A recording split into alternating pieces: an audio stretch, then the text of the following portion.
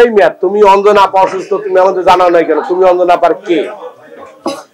অঞ্জনা আপার চলচ্চিত্র পরিবারের আমরা আগে, তুমি তো রাস্তার। এইভাবেই বলছিলাম ওকে ক্ষোভের মুখে, যে নিজের মা মারা গেছে তারে দেখতে যায় নাই, সে তার ডাকা মারে কি দেখবে বলেন? আমার কষ্ট এখনো আছে যে তার মৃত্যুটা আমি এইভাবে মাইনে নিতে পারি না। আমি এবং চিত্রনায়িকা আন্না আমরা মিথ্যা কথা বলছি মনির ব্যাপারে। তো আপনারা প্রশ্ন করছেন আর আমরাও একত্রিত হয়েছি এটা খণ্ডনের জন্য, বা আসলে বলছি কিনা আর কেন বলছি বিস্তারিত। মনির সাথে আমাদের কোনো শত্রুতা নাই। মনিকে আমরা ছোট ভাই হিসাবে জানতাম যতদিন অঞ্জনা আপার ছোট ভাই ছিল। মনিকে আমরা সন্তান হিসাবে জানি যখন থেকে 2021 থেকে অঞ্জনা আপার সন্তান হইল। সে আমাদের সম্পর্কের পরিবর্তন ঘটছে। কখনো ভাই ছিল, লাস্টে গিয়া ছেলে হয়েছে। তো অঞ্জনা আপার যখন যেটা ডাকছে আমরা সেটাই ডাকছি।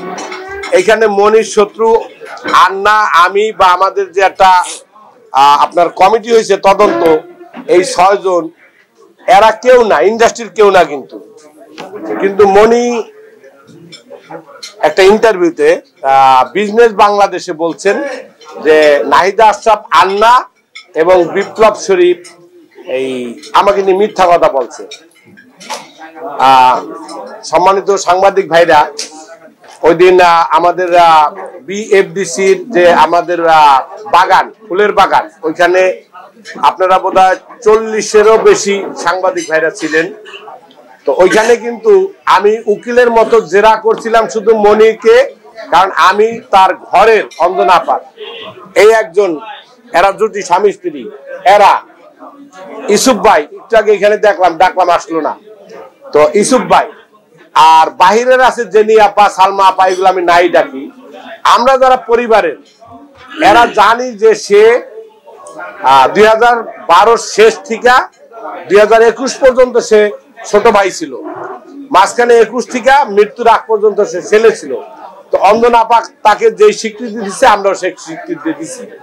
তো আমার কষ্ট ছিল ওই দিন, আপনাদের বলছি আবারও একটু খন্ডাই, এই কারণে ইউনাইটেড হাসপাতালে যখন তাকে দেখতে গেলাম অঞ্জনা আপাকে, ইনডাইরেক্টলি একটা সুচরিতা ম্যাডাম, কেয়া ভাবি, আরেক আন্না আছে ভাবি আন্না, এবং আমি, আমার সাথে এক ফুটবলার বন্ধু, যাওয়ার পরে ও এটা মাইনে নিতে পারতেছিল না যে আমরা তারা দেখতে গেছি। কারণ ওর গলায় ফিতা আছে, 24 ঘন্টা ও এলাও। আর আমাদের জন্য ছিল সকাল 9টা থেকে 12টা আর বিকেল 5টা থেকে রাত 8টা। সেই ছেলে আমরা বিকেলে দেখতে গিয়ে শুনলাম সারাদিনও সে যায় নাই। তাকে বারবার কেয়া ভাবি ফোন দিতেছিল, সে ফোনও রিসিভ করতেছে না। পরে যাই হোক, টেকনিক্যালি আমরা 2 জন লোক দেখা পাইছে, একটা কেয়া ভাবি আর একটা হলো সুচরিতা ভাবি। আর আমি দেখা পাইছি অন্য রোগীর নাটকীয় ভাবে। আর আমার দেখাটা ছিল খুব কম সময়ের মধ্যে, যেহেতু আমি এলাও ছিলাম না। তা আমি বের হইয়াই, আমার কাছে ভিডিও দিটা আছে, ওকে আমি তোপের মুখে ধরছি, এই মিয়া তুমি অঞ্জনা আপা অসুস্থ, তুমি আমাদের জানাও নাই কেন? তুমি অঞ্জনা আপার কে? অঞ্জনা আপার চলচ্চিত্র পরিবারের আমরা আগে, তুমি তো রাস্তার। এইভাবেই বলছিলাম ওকে ক্ষোভের মুখে। তো বলে মামা এইটা এখন নাই বলি। এইভাবে এইগুলো আপনারা শুনছেন, পুনরাবৃত্তি করতে চাই না।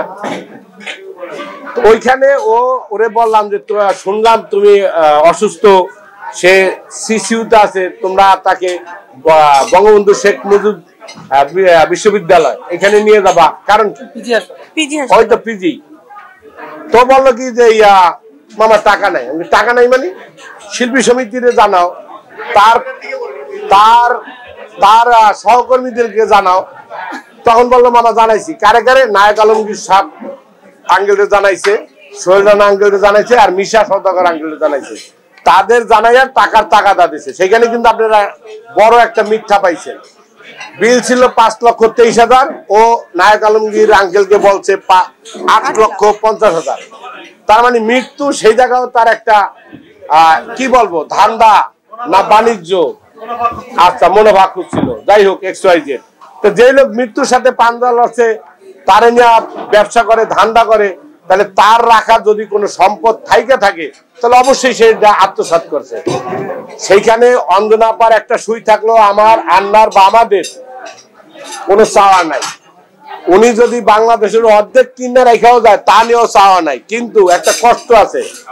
অঞ্জনা আপার চিকিৎসাটা আমার ব্যক্তিগত মতামত যেইভাবে হওয়ার কথা সেইভাবে হয় নাই। অঞ্জনা আপা কিন্তু শুধুমাত্র বাংলাদেশ চলচ্চিত্রের না, অঞ্জনা আপা সারা বিশ্বের বাঙালি। একটা অঞ্জনা আপার চিকিৎসার্থে কে না আগে আসতো? তার সহকর্মী প্রত্যেকটা নায়ক, কাঞ্চন ভাই থেকে নায়ক রাজ্জাক মরু সে পর্যন্ত তার কোয়ার্টিস ছিলেন। অবশ্যই তারা আসতেন, যারা মারা গেছে তারা না, যারা জীবিত আছেন। তো সেই জায়গায় ও জানাইছে তিনজনকেই টাকা চাইছে, ঠিক আছে, টাকা চাইছে, পারে নাই। কিন্তু সিসিউতে রাখা রুগীটা এই বঙ্গবন্ধু শেখ মুজিব বিশ্ববিদ্যালয়, যেটা সাবেক পিজি, আনা মাত্রই লাইফ সাপোর্ট। একদিন যাওয়ার পর দ্বিতীয় দিনের রাত্র 1:30 বাজে, না 1:30 বাজে তিনি ইন্তেকাল করলেন। এটা তো আমাদের কষ্ট থাকবে ভাই, আমরা তো তার সাথে ছবি করি নাই, কিন্তু সম্পর্ক তো সেই 2007 থেকে এই পর্যন্ত, মৃত্যুর আগ পর্যন্ত কষ্ট থাকতেই পারে। আমার কষ্ট এখনো আছে যে তার মৃত্যুটা আমি এইভাবে মাইনে নিতে পারি না। কিন্তু অঞ্জনা আপার ক্ষেত্রে বোধহয় পিজিতে আনার আগে উচিত ছিল সিনিয়র আর্টিস্টদের সাথে, শিল্পীদের সাথে বৈশা টাকা ম্যানেজ করে তার ওই জায়গায় শেষ চিকিৎসা পর্যন্ত টার্গেট উচিত ছিল। কিন্তু আসলে যে তার নিজের মা মারা গেছে, আপনারা বিভিন্ন চ্যানেলে সাক্ষাৎকার দেখছেন যে নিজের মা মারা গেছে, তারে দেখতে যায় নাই, সে তার ডাকা মারে কি দেখবে বলেন? এটি আমার আপনাদের কাছে প্রশ্ন। আবার এইটা নাকি আমি এইটুকুও শুনছি যে তার বাড়িতে, তার বাবার নাম জয়নাল আবেদিন, তার বাড়িতে গেছে, সেখানে এক সাংবাদিকের ক্যামেরা ভাঙছে, তাকে নির্যাতন করছে। সাংবাদিকের নাম কি যেন, কাউসার নামে, কাউসার সম্ভবত। তো না, হাসপাতালে ট্রিটমেন্ট করে এখন আজকে ওই জায়গায় দেখছিলাম, বোধহয় কথা বলার সুযোগ পাইনি। তো তিনি পলাশ থানা, ওর বাড়ি কিন্তু পলাশ থানা, নরসিংদীর পলাশ থানা। তো সে জায়গায় একটা অভিযোগও করছেন, ওর বাড়িতে পুলিশও গেছেন, এতটুকু জানি। যাই হোক,